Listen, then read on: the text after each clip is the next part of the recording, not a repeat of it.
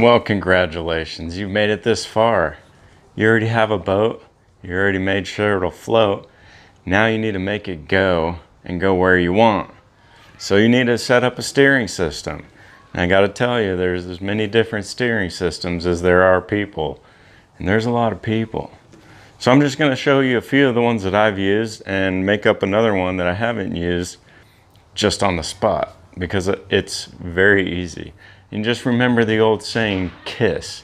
Keep it stupid, silly. Keep it sailor, simple. Keep it simple, sailor. Anyways, I'm American Boathead, and today I'm going to show you how to set up some steering. Let's go!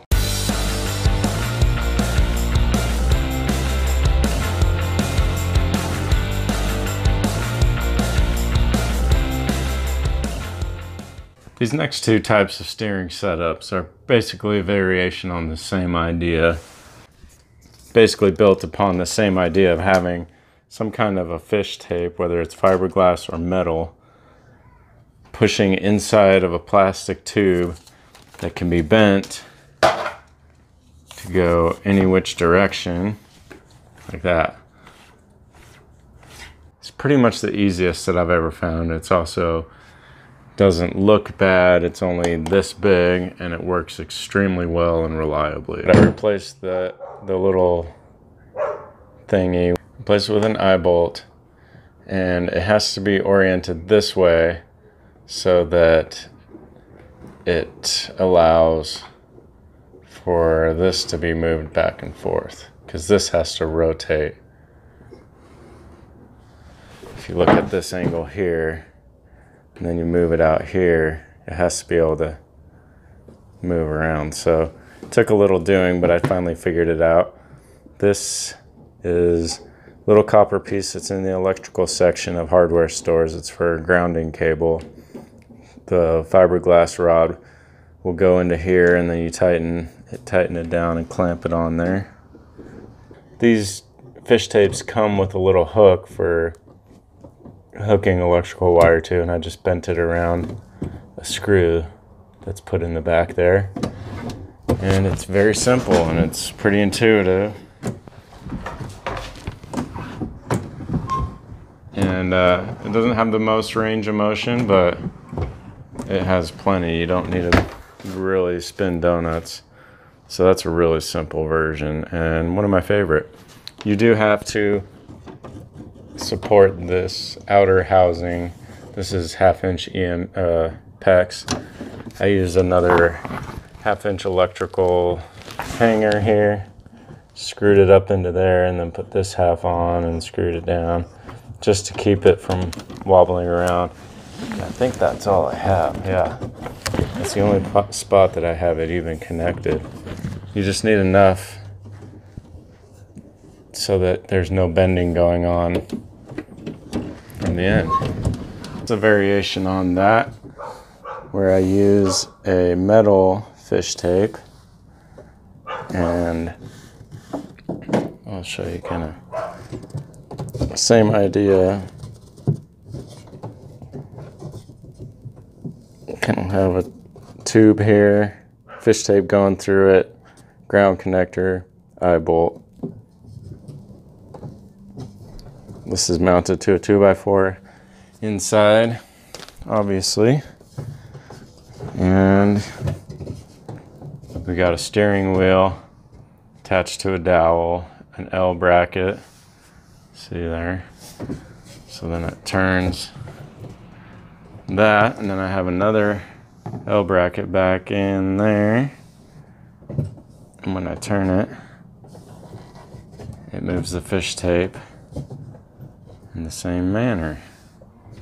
I think for this one I welded a washer to the end of it just to make it more flat, but the grounding thing still worked. I think I just didn't have one. This one, the hose, the outer tube needs to be a lot closer because this metal fish tape will bend a lot easier than the fiberglass stuff, but it works better for doing this 90 and that 90 in the back. But supported here on the back side of that, I'd probably have like just a strap on the other side to keep that there. That's all there is to it. Haven't had this boat out in a long time. So it seems straightforward enough, and it is straightforward enough, but I'm going to tell you anyways. Basic idea is you need a steering wheel to turn a motor. A good way to keep the motor from turning is to tighten this, but you want it to turn, so take that out. All the trolling motors come with some kind of a collar. You can just tighten that sucker on there, and it rides on top of here, and it's pretty smooth.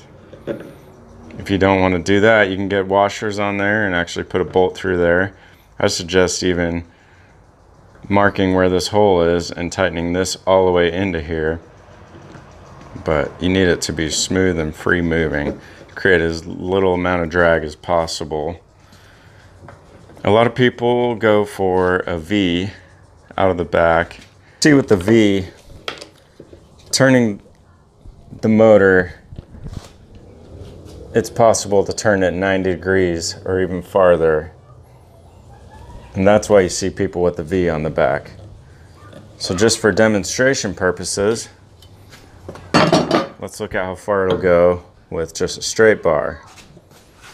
That's about a 45. Honestly, that's all you really need. This is going to be a kid's boat, and I don't want them going in little teeny circles anyways. So I'm just going to go with a flat bar. But if you really want to spin donuts and sit in one spot and have maneuverability, that's the way to go. This is a 1-inch EMT C-strap, I think it's called, or just a strap. And it fits perfectly on there. Put the little strap on the piece of wood around this, and it's already showing exactly what's going on. So this is my range of movement here. If I want it to be a little bit more than that, I can always shorten these up and it'll not lock out so fast. But I think this is going to be plenty enough for the little kiddos. Now I could feel that it got a little harder. It got loose and then harder, and I know that I was hitting this, and I can smell it. It smells a little bit like epoxy. So I don't want to go in and jab all these wires and make too big of a hole, because I want this screw I put in to be nice and tight. So this is barely long enough. It's the same as these, just long enough to go into there.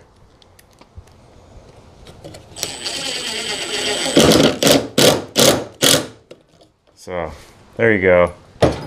That's all you really need. See, it's not going to twist. So now we're going to find out how to connect a steering wheel to this. Now if you have a welder and metal and a lathe and all sorts of machine shoppy stuff, then you can have all sorts of different setups that are just going to be beautiful. And I have a welder, but I'm not going to use it because I want to show you how easy it is to just make something work. So I'm going to go right here. I'm going to make a mark. The middle of it here. The edge of it there. I'm going to do the same over here.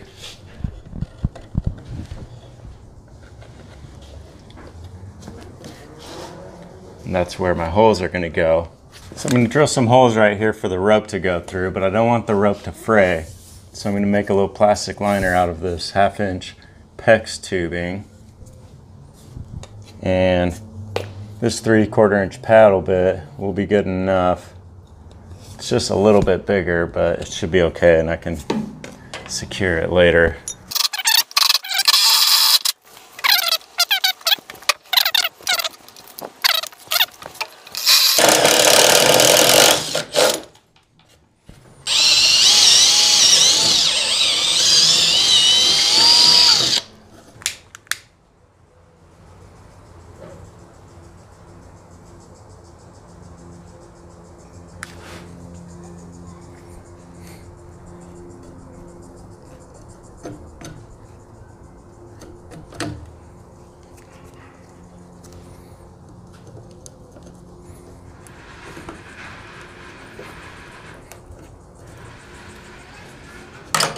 Now this proof of concept there.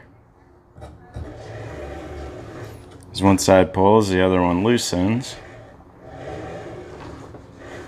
Simple as can be. Now you can put a carabiner on here for a quick disconnect.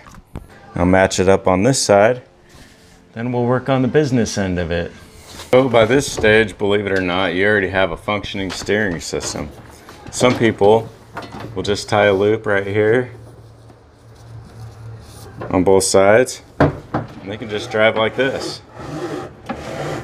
It's already a steering system. I'm not going to trust that for my little kids. They're going to drop it, they're going to pull, whatever. You could even put it all the way up to the front and use a pedal system. But that's not what I'm going to do. I want it to be intuitive for my little tykes to drive around. So I want a typical steering wheel. Now you could spend all types of money on pulleys, and that's technically what you probably should do because it's the easiest way to turn a corner with rope. This right here was $4. This one was like $7. But a cheap alternative would be this. Feed it through.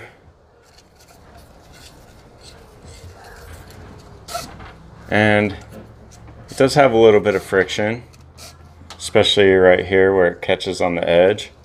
But if you can line it up right, it's not that bad. These were about 75 cents, so you can imagine it's not really a lot of pressure we have to deal with. So this is actually pretty good enough. Maybe file around these edges to make them softer and smoother, and maybe put a little grease or something on here. So I'm going to try this first.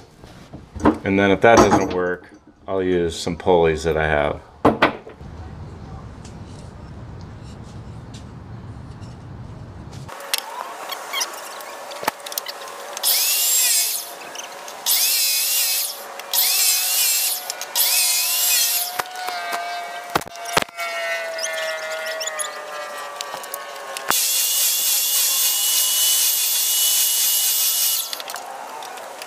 Okay, so now I got this basic thing cut here.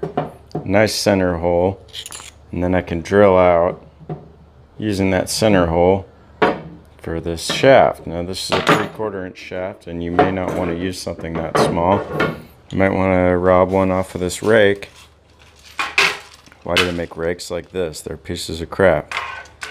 Or a shovel handle, or just a bigger dowel. Or you might want to go with metal. It's up to you, boo.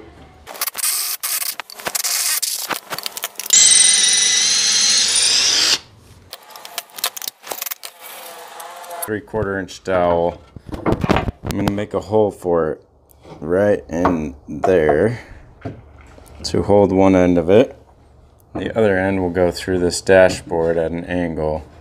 And then I'll decide where I want my dowel to be. I might put it in front, but probably just behind this. Not my dowel, but my round.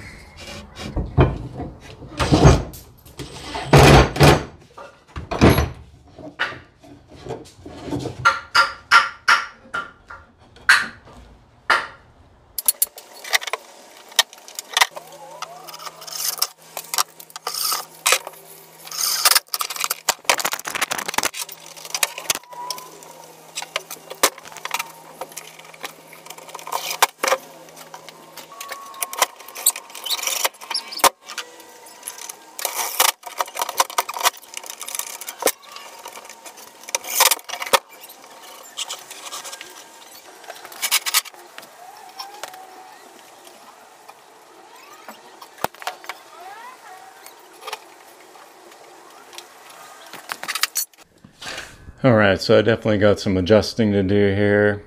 I had to shorten the shaft so that the pulley was more in line with the angles so that the ropes wouldn't come off. I don't know, let's see.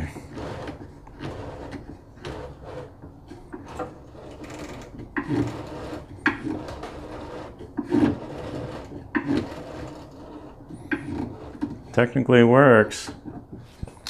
Now I might go to the V because this is not a big turn, but it's probably enough for kids. This is just a crude crude thing to show what you can do here.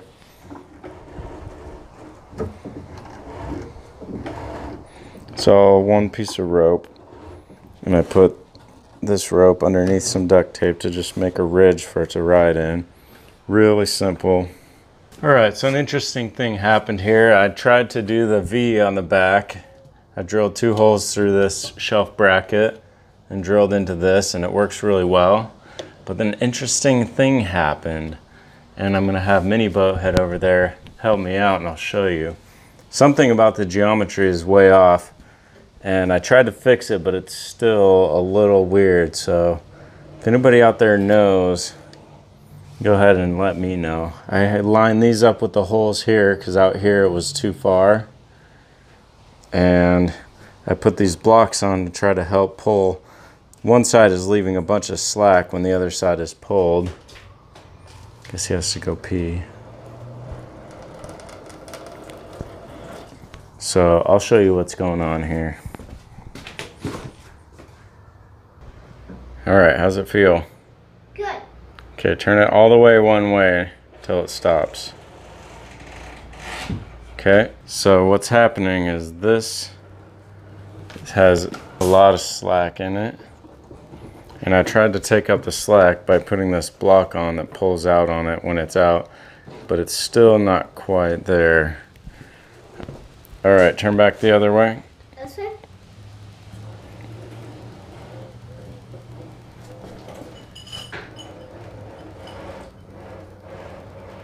Back here, it turns more. Okay. So then this one has slack on it now. So it's a little bit weird. So if you do the V formation, be forewarned, there's a little bit of geometry going on, and I think that's why a lot of people use stretchy line or springs or something, but I just don't know how to make that happen without having weird steering. So I think I'm going to go back to the flat. Anyways, say peace out, Mini Boat Head. Peace out, and make sure you subscribe to our video, and of course press the thumbs up and the bell. Please, yes. Just do it. Press it hard as you can. Alright, let's show them the steering again. Turn it. See? Yep. Cool, now go the other way. Oh, you're a great assistant. There. Cool. We're about ready to go test this thing out, aren't we? We still need power. Power. We need power. So, next video we'll be going over some different methods to power your vehicle. From all of us at the Boathead household, I'd like to say thank you for watching and join us again. We come out with videos every so often, so hit the notification bell like you said to see what's going on next. Don't look at that. That's a secret. All right.